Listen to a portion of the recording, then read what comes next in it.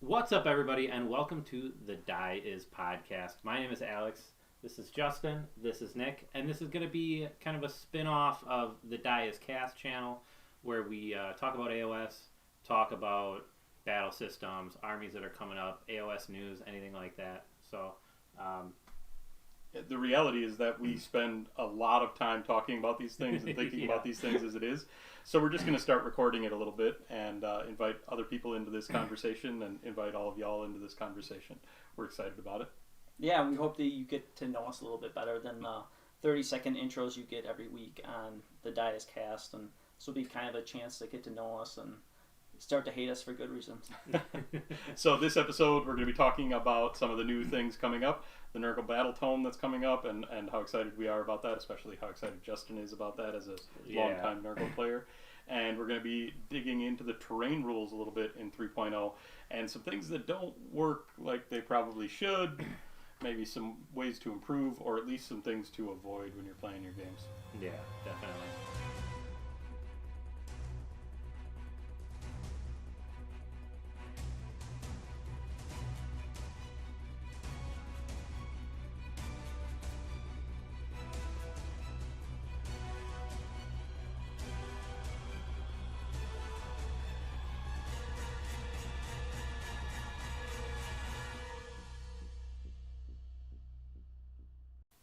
So like I said, I'm Alex, that's Justin, that's Nick, and we wanted to go through and talk about what we're playing right now when we started playing AOS, and what our favorite armies to play are right now. So Justin, if you wanted to start. Yeah, so my name's Justin. You guys are familiar with me if you've seen the Die Is Cast bad reps. The surprising thing is you probably know me as the elderly gray man. I'm actually a lot older than I look. I'm actually 100 years old, and I went gray late in life, so I just look really good for how old I am. He's actually 11. Yeah. So I started back in 2017. I went to Adepticon, and I saw a bunch of people playing, and I was like, whoa, what are these models? I was totally unfamiliar with tabletop gaming. I knew a little bit about X-Wing, and saw the models painted. I was like, gotta get into this.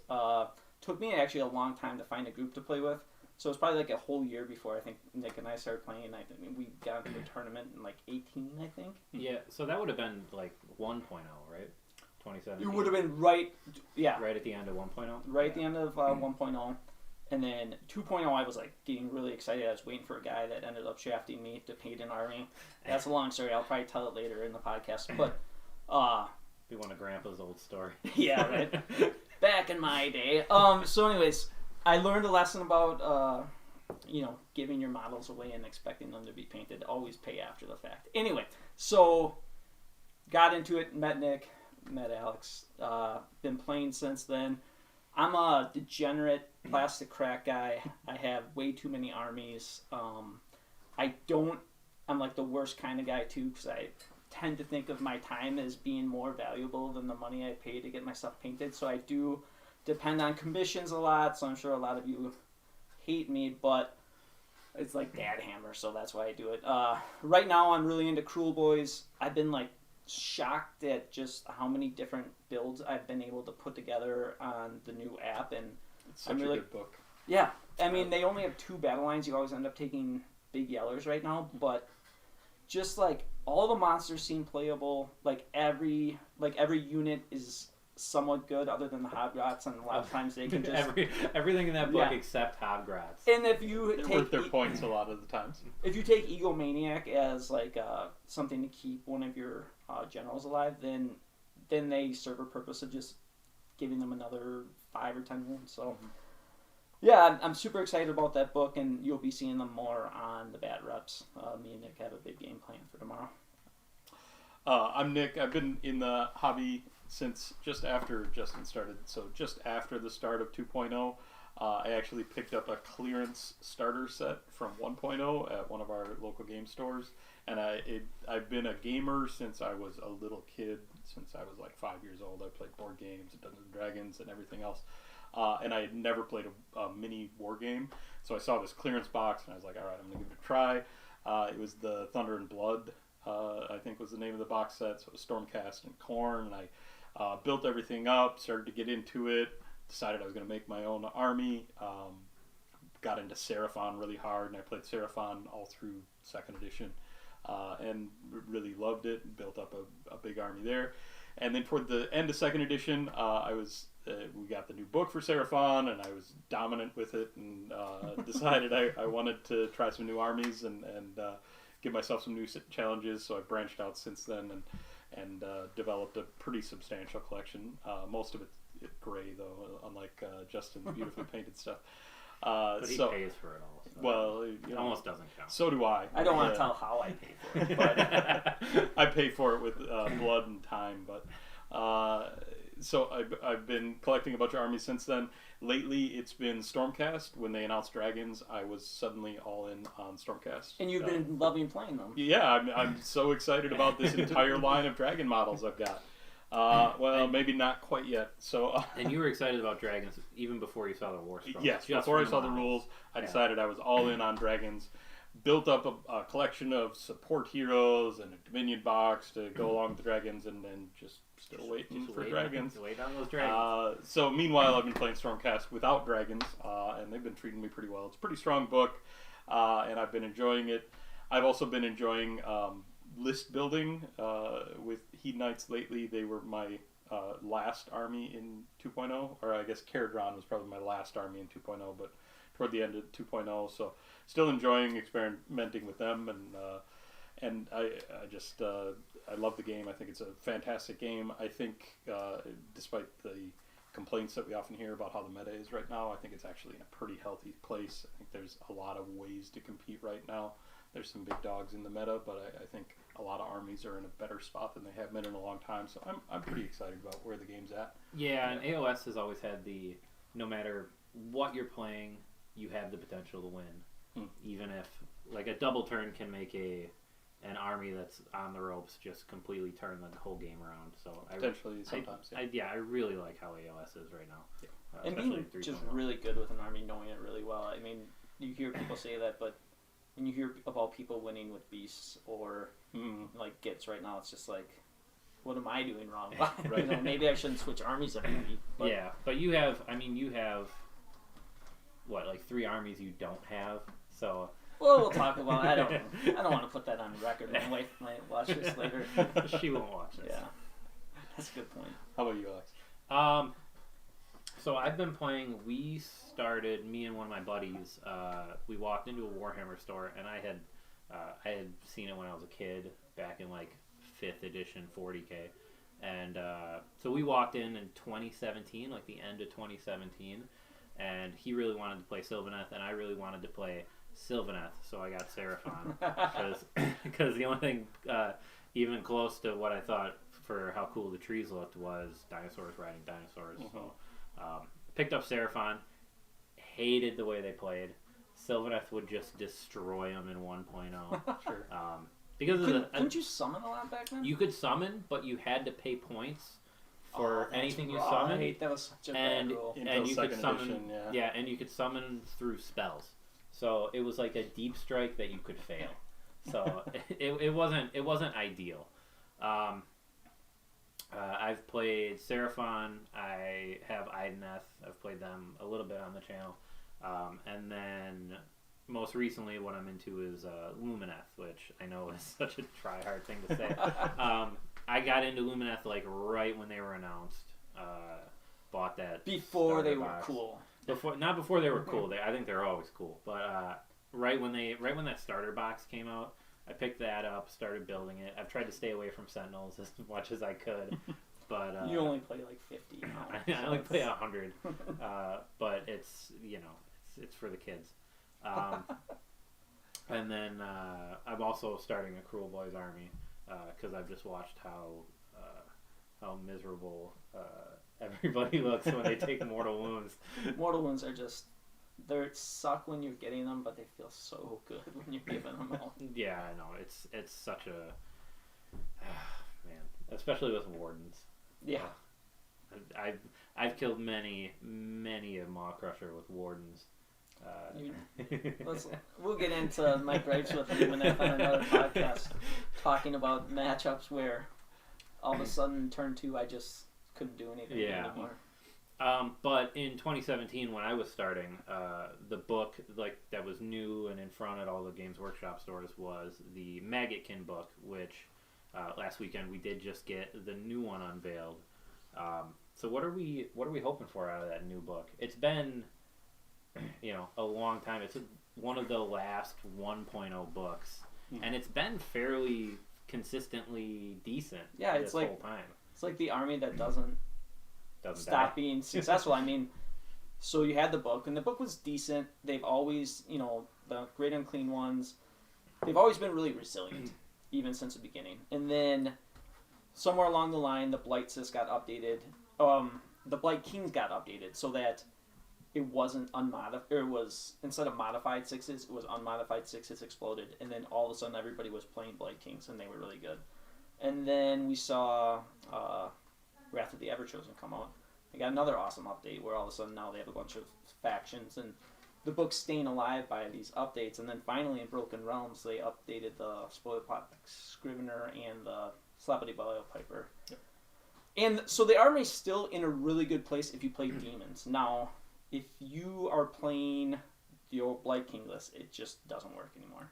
The points increase for 3.0 really killed them. They lost the Blight Sys Battalion, which was the only way for them to get rend. Now They don't have rend.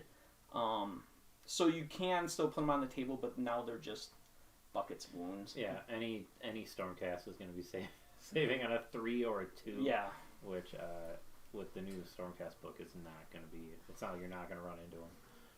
I think that that Maggotkin book that came out in 2017 was the first new summoning style too that came out with the point system, and that was right before summoning became free. So so it's like they went from a decent end of 1.0 book to summoning being free points wise, and then it became a really good book, and then it's just kind of been consistent. Toward the end of 2.0, they really started to feel almost a little bit oppressive. Yeah. With the buffs they had gotten and your ability to run 50 Blight Kings, so you had 200 wounds worth of Blight Kings on the table. No matter how good an army is, it's just... And it's like on a 4-up save with a possible 5-up after save from the Harbinger. Penalties to hit them with shooting. Yeah. They're incredibly difficult to deal with. I think we played a game where you had 200 wounds of Blight Kings against my Lumineth, and I wiped the table and still lost twice. Yeah, so that was when my frustration with Lumineth started. I was like, wait, my guys are just disappearing. What is going on? But then, like you said, they would still manage to win just because it would take so long, and Lumineth wouldn't really be able to get across the board because they had so many roadblocks along the way. So it was a great army. But since 3.0 came out, we don't see mortals anymore. If you do take mortals, you're taking Marauders, or you're taking, you're borrowing a lot from Slaves of Darkness, which I see it a little bit, but I've never been a huge fan of that. I'm more of a purist when it comes to my stuff. You want to play one book? Yeah, if I can. Unless it's War Clans, then I want Big Law. But I think you just have to right now because you don't have enough painted. Yeah, right. But so I guess I'm excited to see what they do with Blight Kings. I'm really happy where demons are. Like, I think they are actually what do you think about a Stormcast matchup with them right now? It feels like it's Nurgle favored. If you lean heavily into the drones, the plague drones, is that what they're called? Yeah. And you're able to get some buffs up with the Sloppy Piper and the Scrivener, so that their rend goes to 2, I think, on some of those profiles. They're doing mortal wounds on 6s to hit. Suddenly they're melting through some very durable things in the meta. I think they're in a pretty decent spot from that point of view, but they're a little bit dependent on keeping those support heroes alive so that they can keep those things rolling. They're not as durable as they used to be, and if they can run into some real damage against them, they're going to crumble pretty quickly. But it feels like there's some play against a lot of the meta right now. Yeah. It's not necessarily, I actually don't mind the move up, sit on objectives, and try to survive with disgustingly resilient, and just, You play Giants, so it's like... Yeah, right. Yeah, so it's the same game. Come at me, bro, and then I can just relax and not worry about taking my models off, and you can have fun killing stuff, and if I win at the end of the day, that's so be it. Yeah. So, things I really like about the book, I actually really like the cycle of corruption. Like, I think it's an interesting way to do allegiance abilities, like having the spell where you always kind of try to think ahead of where you want to be. You want to be on move early. You want to be, on rerolling 6 to wounds later, which is one of the things. And, so it was always like, where am I allocating my spells? How am I going to move this? Am I going to get stuck where I'm on something I don't like? So I hope that we've seen allegiance abilities change a little bit in the most recent books, so I'm hoping that they keep that cycle where it's at, where it's kind of moves once a turn and you can try to decide where it works best. It feels a lot better to me than the Ideneth version, which they're very similar. The Ideneths have the tides and the cycle of corruption, very similar. They increment once per turn. But on the Nurgle side, you've got some randomness in which one you start with, but then you've got some ability to influence it too, instead of just being locked into the same pattern game after game. I think they were pretty close to back-to-back books too. Yeah. I think Nurgle came out in November, and I think Ideneth was sometime right in early 2018. They're like the survivors. The 2 first edition books that made it. And they're both, like, they can both still see play, and they're both decent. I mean, Ideneth is still really good. Yeah. And it's not just eel spam anymore. But, no. You should see what they do against Skaven sometime. Go watch some of our other videos to see what happened there. You want to see some turtles just taking a rat and just... Yeah. You want to see Donatello kick the crap out of Splinter. Yeah, it's another scene. So they do mention like a new contagion-style disease system. Yeah, so one of the things that I think maybe feels bad in the Nurgle book is exactly that. They are the disease bringers. They're spreading this disease around the board, and what does that mean? At the start of your hero phase, you roll a die on a 6, you do mortal. Right? Yeah, it's not a lot of... It's not very flavorful. Right, it's not very impactful most of the time. It maybe picks off a wound here or there, and it doesn't feel like what you want it to be, which is the spreading disease thing. Yeah, and you were talking about in the 40K version of the Death Guard book, they have this ability where... I wasn't talking about... you brought it up. 40K. You brought it up. Yeah. But they have this ability where the closer they get, depending on the model, they make units -1 toughness, which in 40K makes them... It's basically like +1 to wound. Sure. So I wonder if maybe that new disease system is going to work somehow like that. There's also some interesting things that they do in the campaign system for 40K for the diseases, where you can kind of build your own disease over the course of the campaign, and it gets some interesting extra benefits to it, or extra penalties, I guess, associated with it. Yeah, I could see it operating like something like Rend, taking something off saves as you get sicker, So it'll be interesting to see how that works out. I think one thing I've liked about the new Orc War Plans book, I really like everything besides Bone Splitters, but they have really simplified things. And at first, when I saw that, I thought that it would make the book not as playable down the road. But you mean like paring things down, like spells and allegiance, or spells and artifacts, and allegiance abilities. Even allegiance abilities aren't quite as extensive. Yeah, and there are no command abilities on War Scrolls, and which I hated when I was reading through. But now, I mean, it never seems to bother me or really even come up that much. No. The 3.0 ones are so good. Yeah, I can't imagine really wanting playing OBR. Yeah, not being able to use them. But yeah, so I guess getting back to what we were talking about, it will be interesting to see how that plays out. We don't really know, and with the delays they've been under, I'm hopefully optimistic that it will be out in December. I would not be surprised if we push into 2022. Yeah, and you were talking. Did you say subtracting Rend? Like the sicker they get, they like -1 Rend. And no, I was saying more like their save goes keeps getting up. So if they start on a 3+, they go to a 4+ because they're more sick. So it's acting like Rend, but it's not. But how cool would it be to you have a unit that has -2 Rend, and you make them sick, and they're -1 Rend now, and they get sicker, and they're no Rend. I think that plus save stacking would just the weaker they get. Insane. I think having different options of different illnesses you could do either in the army building phase or during the game to be able to say, all right, I'm going to unleash this plague that's going to reduce their Rend, or I'm going to unleash this other plague that's going to give them a penalty to hit or to their movement or whatever the situation demands, I think could be a really interesting mechanic for them. And I would love to see those diseases really become something that kind of tells a story through the game, where it begins weak, and maybe you infect one enemy unit with it, and then it kind of spreads and becomes more powerful as the game progresses. Even like storm hosts or great nations having, instead of picking like a faction, you pick a disease, and your whole army has that disease and is spreading that disease to the table. Cool. That would be awesome. I think that would be cool. We've only seen one model for, like, one new model. I'm pretty convinced that's all they're going to get. Yeah, just one model. They have a lot already. Especially when you roll in the Slaves to Darkness options, which I know you're not a huge fan there, but when you look at the models that are available... Sure. I mean, I'll find a way to get them in. But two other little things. You're going to take Gargans. Two other little things. I've always loved that Nurgle look horribly slow but play really fast. Yeah. So I hope they don't lose that. And then the other thing is, please, the Great Unclean ones are fine because they're cheap now and they're very resilient, but like my favorite model in the game, just please keep those good. They're going to 600 and they're losing all their abilities. No, let's not do that. I think the problem I've always had with the Great Unclean ones is that they are very resilient, and so they sit there and they're very difficult to move, but the impact they have on the battlefield doesn't always feel like it should when you look at that model.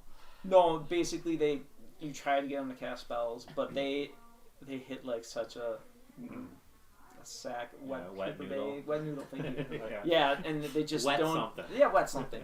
They don't do anything in combat, especially if you put the bell on them for the extra movement, and then you want to cut them all the time to cast, and just forget it. But well, I think that's about it for Nurgle, right? Yeah. We'll wait to see what comes up. I guess one more thing I'm curious about. Almost it for Nurgle. This is really the first book we're going to see in 3.0 that involves summoning. Right, Stormcast doesn't, Orcs don't. Yeah. I'm really anxious to see the direction that they take summoning. Are they going to stick with this same sort of build up points and spend them, and you don't have to allocate for them in the army phase, or is it going to be something different? Are they going to take a new direction? Are they going to make it feel more tied to the results on the table instead of just this clock that ticks for Nurgle? Right now, Heat Knights is really tied to what happens on the table. Khorne is really tied to what happens on the table. Nurgle is just kind of a clock, and turn 3, I'm going to have this many points I'm going to put out there, and there's some variance in it, but it doesn't feel interactive in any way, and I'm just curious to see what they do with it. Yeah, the only thing I worry about with that is that they do something like they, for every unit that takes a mortal wound from a disease they have, you do it, because then that means the diseases are just going to do mortal wounds. Right. And that doesn't feel very flavorful. Yeah. The summoning would be then, because everything that's sick is like feeding your army. But, I just want to get out of the... Now that I have a lot of mortal wounds, I don't want a lot of other people to have a lot of mortal wounds. So. Well, now that you're saying that, I could see something where we have with like zombies, where when they get bit, all of a sudden one comes back as a zombie. Maybe they work something like that, and where it's not so much summoning, but you basically get additional models for killing or getting opponents. Yeah, diseasing something. Yeah. Maybe if there's that sort of contagious aspect where units are spreading it to one another, the more units you got infected, the more points you get, something like that. Yeah. Lot to figure out. Coming out in December. Right. I hope they don't stick a knife in my back and they come out in like February. The ultimate or betrayal. Yeah. Well, we'll see what happens. Yeah. We'll see. Coming up soon. But what we wanted to originally talk about. We're gonna go to like, I would almost like to call this like Professor Nick's. You can call me whatever you want. It's not going to be anything that professional. Class study hall. He's gonna teach us today. The last handful of games that we've had, and really all the games to some extent that we've had in 3rd edition, the terrain rules in a couple aspects feel a little bit weird, and we've gotten into a couple situations with terrain where we're looking at it.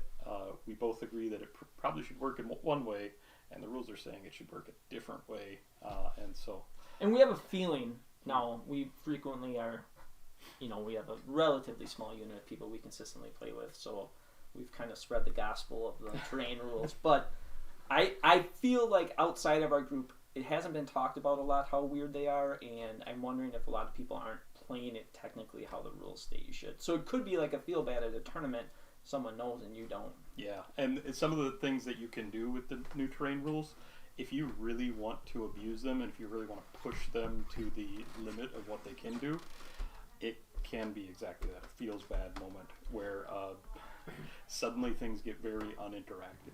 Yeah, and it's one of those things where like you play them and they don't feel like they're supposed to work this way, but trying to explain that in a tournament or to someone who's not wrong that they should work the way they think they do, but is wrong rules as written. I hate saying rules as written, but it's the way the rules are, so it feels a little clunky at times. And that's one thing that I just before we get in that Magic does better than like AOS is with Magic when you play a tournament. There's like 99% of the time there's a dedicated judge who has a really good understanding of rules. Yeah. In AOS tournaments, too often I'm like, "Hey Nick, right? This works like this, right?"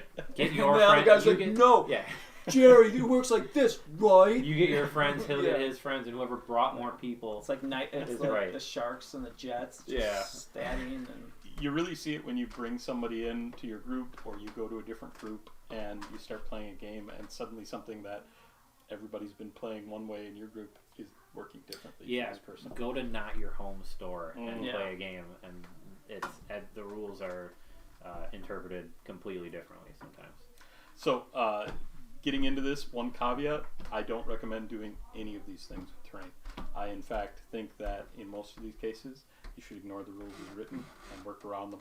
But in a tournament, if you see somebody setting things up like this, you should at least know how it's going to work so you can get away from it or work around it. Well, and there's one of these with a fulminator that you're going to bring up that like I just don't know. I don't know who would think that this is how I need to position to position my model. Well, let's get into it. But we have a really good example of one of the Hedonites of Slanesh and how you can be real. Let's get into that. We'll get into it. So I've got some pictures to go through here, and I've got some rules to bring up, and so we're going to go through that kind of one at a time. And I would love to hear what you all think about this as we go through it. Post comments below because I think it's going to be something that people have strong opinions about. For sure. So here's the movement rule for Age of Sigmar. There's a couple important things here. You trace a line with the model over the surface of the battlefield. And you can trace it in any direction or combination of directions. But you cannot move over the base of another model or over the edge of the battlefield. Unless the unit has flying, in which case it can move over the base of another model as long as it ends appropriately outside of 3 and all those things. And these are the rules for all movement, whether it's a charge movement, a pile-in, any sort of movement you make during the course of the game. Does that apply for moving underneath a model? So when they say pass across, and it's an interesting question. When they say pass across, I take that to mean directly across, not above. Yeah. On the same plane. On the same plane, yep. This, I think, shows what we all think Age of Sigmar movement should work like. This is how it worked in 2nd edition, and I think this is how most people think it still works in 3rd edition. So the skink is going to move up to this piece of terrain, going to move halfway up, and he's kind of just on the terrain. His base is flush with the surface of the terrain. He's reaching up. Reaching up. So like, you would envision that he's reaching up and attacking, and you would measure the tip of the very tippy top of his base to whatever would be on top. Yeah. Yep. Or even just moving. Like in 2.0, could he stop here? Yes. Can you you could totally stop here. Yeah. So you can climb halfway up, which you can still do in 3.0. It just works a little differently. Right. So he can move up to the top. You're going to measure the vertical distance and the horizontal distance here. That's going to be the distance he moved, and he can move down in the same way. So that's how it worked. That's how most people, I think, still see it working. Here's a 3.0 rule, though. When you move a model, you can trace the path of its move over terrain features, but not through them. When you move the model, it follows the path along the surface of that terrain features, but its base is assumed to remain parallel to the surface of the battlefield as it does so. So that picture that we just saw of the skink leaning up the side of the terrain, that's not how it works anymore. Get into the next set of pictures here. this is how it actually works in 3.0. He moves up to the terrain. He goes up part way. His base is parallel to the surface. He is horizontal. Yeah, he is David Blaine. And likewise, when he's moving back down it, his base is parallel to the surface as he goes. So this has some really interesting implications. Interesting and kind of unpleasant implications. If we look at another 3.0 rule, and this rule is actually pretty much the same as it was in 2nd edition, when you're measuring distances, the important part here is you always measure base to base. It doesn't matter what the model looks like. It doesn't matter how tall it is. Distances are always measured base to base. So things like charge movement, you need to end within a half an inch of the enemy model. That means your base has to be within half an inch of their base. There is no distinction between vertical distance or horizontal distance. Half an inch on the diagonal, however that happens to be. So if we go back to that picture, and let's take that skink, and there's maybe something on top of that terrain. That skink here has moved most of the way vertically here. Say this is a charge move. There's no way for that skink to move any further up the terrain. And he's taller than a half an inch. He's taller than half an inch, so there's no way for his base here, assuming both of these bases are parallel to the ground, to be within half an inch of that fulminator's base. He can't move any higher. He can't slide out around the fulminator because he can't move on to another creature's base. And you can't just hover in the middle of the air. This would be the case even if the skink had flying, because you can't end your movement out in the middle of space. You've got to be in contact with terrain if you're moving vertically. This is the case where the skink cannot go up to the fulminator. You can't complete a charge to the fulminator. It works the other direction too. This fulminator, when he tries to come down off this base, can't get down to the ground because there's skink bodies in the way. So he can't complete his charge, move his base within half an inch of the base of a skink because of the height of the skinks. This picture here, this unit of skinks is more than 3 inches away from the fulminator. They cannot charge the fulminator, and the fulminator cannot charge them. And can't move at all. Can't move at all. So you lock, how much of the fulminator? 115 points if you're dealing with the single. Points. Right. You're still taking out a unit of skink is 95, something like that. You're still completely immobilizing a more expensive unit. I don't know who would move their fulminator like that. That fulminator could be anything. That Yeah. fulminator could be Keeper of Secrets. That fulminator could be Kragnos. Yeah. Now, the player playing the fulminator chose to put their fulminator on top of that spider. Yeah. But it might not be a piece of terrain like that. It could be like Azerite Ruins, where we've seen it come up in our games. And Absolutely. there's been times when I think if we could have pinned people in, or I could have been pinned in, or things of that nature.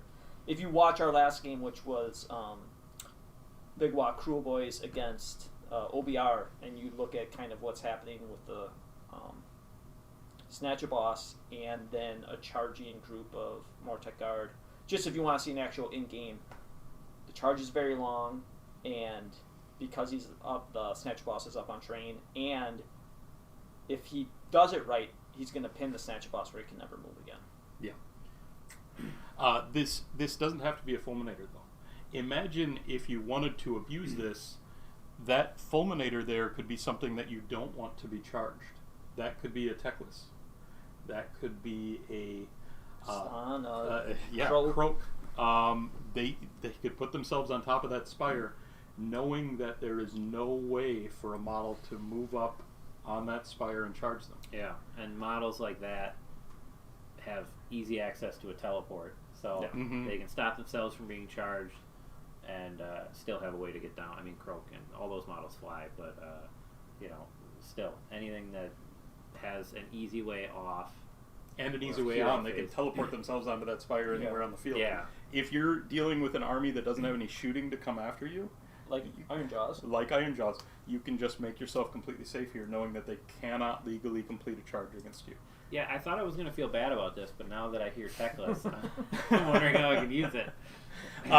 The maybe even worse version of this is if there's a depression or a crevasse on the field that's just big enough for example, a hero to fit into, and enemies not to be able to get down to them. Yeah.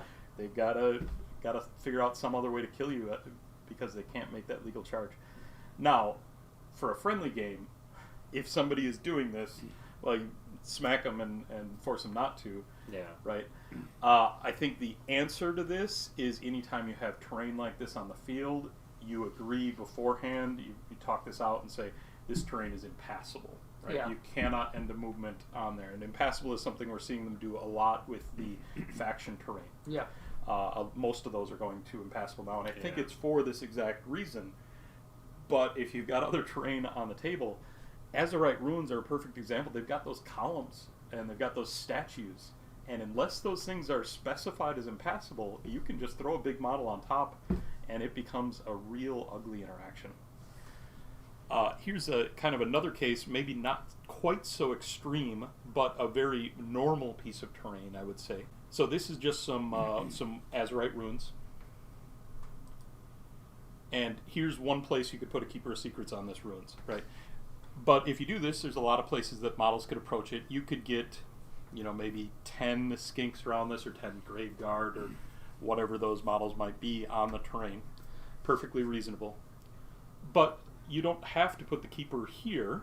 You can just slide them out to the extreme end of this terrain. And now suddenly there is only enough room for 1 or 2 models to get into range, maybe 3 or 4 if they're 25mm bases to get into range. And that's you'll be fine going with a monster, though. Like, if you're going with a big guy. Yes, one big creature can get in there. But little ones are going to have a ton of trouble getting a mass of attacks on there. And that the Keeper's going to be super happy with that situation, right? Yeah. Now, we talked about this in Discord a little bit, and I know you talked to the AOS Coach Discord. Yeah, I put out some questions on the AOS Coach Discord about, is this right? Am I interpreting this right? Yeah, and the question that I had about it, which was that moving over terrain rule, where they talk about it's considered parallel while making a move, which I don't know. You have it up, yeah. So its base is assumed to remain parallel to the surface of the battlefield as it does so, and if people read that as it's only like that as you're moving, but like you said, then your model can, if you move it to the edge of that terrain, and hey, that's my full, I don't know what a Keeper moves, 10 inches, 12 inches, something like that. Once you move it there, that's the full movement, but because it's no longer supposed to be parallel, then it moves even farther to go at a diagonal, and that's I agree with you, it doesn't seem right, but I don't know what the answer is there. I mean, to remain parallel, rules as written there, it sounds like as it moves it does so, but then you're still moving. If you move your full distance, you're parallel, and then you have to go diagonal. So yeah, there's this kind of basic rule that models can end their movement at any point on terrain. They can be halfway up, they can be 1 inch off the ground, or all the way at the top of terrain. They can move to any point on it. That sort of situation where, well, your movement is ended now, so now you flop down to the ground, right, would kind of violate that sort of situation. Yeah, and you're moving even farther. Right. Yeah. Those things are not things that we would do in a sporting game. Yeah. Right. But we've had situations against him, we would. Well, maybe against Justin, but in perfectly reasonable games, in perfectly reasonable situations where we were both playing on the up and up and not trying to have any gotchas, we've gotten into these situations where it's like, well, this charge is impossible because I happen to be standing next to this terrain. Yeah. You're not going to have room to get down on the ground or within half an inch of the ground to be in contact. It wasn't intentional, but now what? Right. Yeah. Right. And I mean, one of the rules is agree with your, the people you're playing with ahead of time. So I would say in those situations, especially if it's a friendly game, just do what feels right. Yeah. Because all of that feels wrong as you're playing, especially if you come from 2.0, where your model is just kind of moving with the terrain. If there's, if there's and perfectly normal terrain works this way. There are some terrain pieces that would be especially problematic. Anything that any tall spires are going to be especially problematic, make those impassable. Right on the beginning, just say they're impassable. Do we know why it changed? Like, there was clearly issues in 2.0 that they wanted to repair with this change, right? But now thinking back, I can't think of what the issues were. I think it was really just an attempt to simplify. If you look at the 40K rules, they have, throughout the entire book, you measure this distance horizontally and up to this distance vertically. So coherency is 2 inches in 40K, I think, horizontally and up to 6 inches vertically. And that's repeated through the book. This much horizontally, this much vertically. And I think in Age of Sigmar, they just decided they didn't want that extra complication. But that extra complication is really important for this sort of situation. Yeah, well, and having any time you can have a model on a diagonal, you throw your angles and everything off, and with your coherency, having, kind of like wobbly model syndrome, it kind of gets rid of that. Because, hey, we all agree that even though it's on, like your keeper, even though it's on the edge of this ruin, it's parallel. In the rules, it's parallel. I don't have to try to fit it here. I can move it, and we all know it's here, it's supposed to be here. But, it has some kind of unintended consequence sometimes. It's difficult to play on the table, too, because you're, like, going up steps. Typically, you would, like, lay your guy flat on the steps, but really it's like, this guy's here, and they're going and up. Might like, be any level up there. Yeah, and, like, when we played in our Skaven Idneth game, you had all your small Skaven men. I don't know what they're called. But you had them all in movement trays, so you kind of had to play like that when you were moving up and down stairs. Yeah. Like, this is, flat because it's in a movement tray. But, for a model like the Keeper, being on an angle for a lot of stuff, it's on like a, 100 plus mil base. Like, you could have some pretty steep angles, but because of this rule, you can kind of cheat it however you want. You could also, with that Keeper, the way you had it, you could very easily make it so that he can't move at all. Right. If the enemy wants to then pin him in, give him no area. 3.0 does have the ability to jump down, but if your opponent just moves models in that area that you would be jumping down, you're blocking. Yeah, and if you have like those Azrai runes, I don't know how tall they are, but if they're 3 and some change inches, the height of whatever base you're using, then you can go completely underneath it. Yeah, and even if your model is 2.5 inches tall, then you could slide right underneath because the only distance that matters is the base to base. I mean, then you don't even need to prop them up. You can just set them on the model.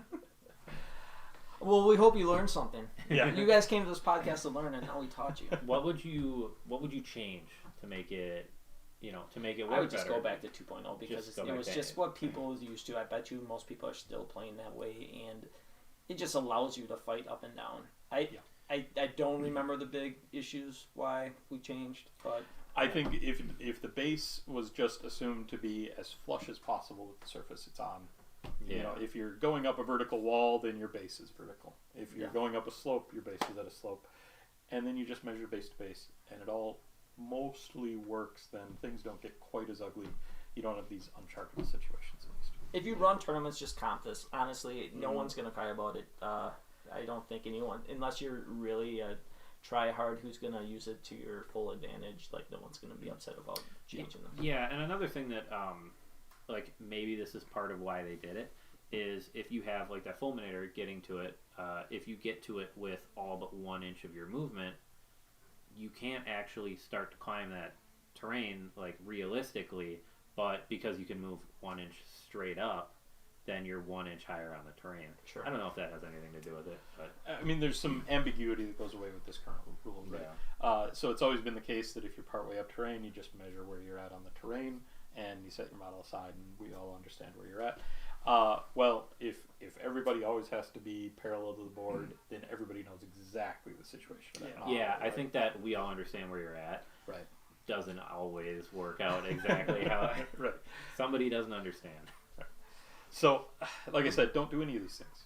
Like, make this not part of your game. Talk to your opponents about this if it's coming up. If you see somebody move on top of a spire like this with their tech list, like this guy, then My tech list moves where it wants to. Right? Talk to them and say, hey, that terrain should probably be impassable. And you should we don't want to play anymore. Bring some shooting. So if somebody does do this into a tournament and the TO isn't going to comp it, you've got some recourse to take them off. I mean, bring some shooting. It's just a rule for the game. Well, right that's 3.0 for Just sure. play 40k. Yeah. No, that's fine. Well, thanks for watching. Thanks for listening. I hope you guys learned something. I definitely did. Yeah. A couple of notes before you leave. Subscribe. Like.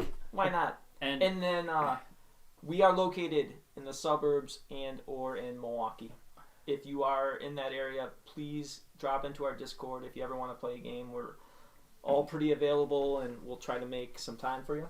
Yeah, and definitely comment on videos because we love talking to people about this kind of stuff. And we're all pretty active, I think, in the comments section and on Discord to talk about this. The Discord will be linked below. Yep. And then, get in the conversation with us. And if anybody wants like Age of Sigmar ASMR, I'm a big ASMR fan, so I can work on something. We could get it going, just models clinking into each other. There you go. Software Dice falling, dice shaking. I'm really good at dice spears, shaking. So. Yeah, Warden spears breaking. Yeah. Awesome. Well, thank Things you to guys. look forward to in the Thanks, future. everybody. Thanks, everybody.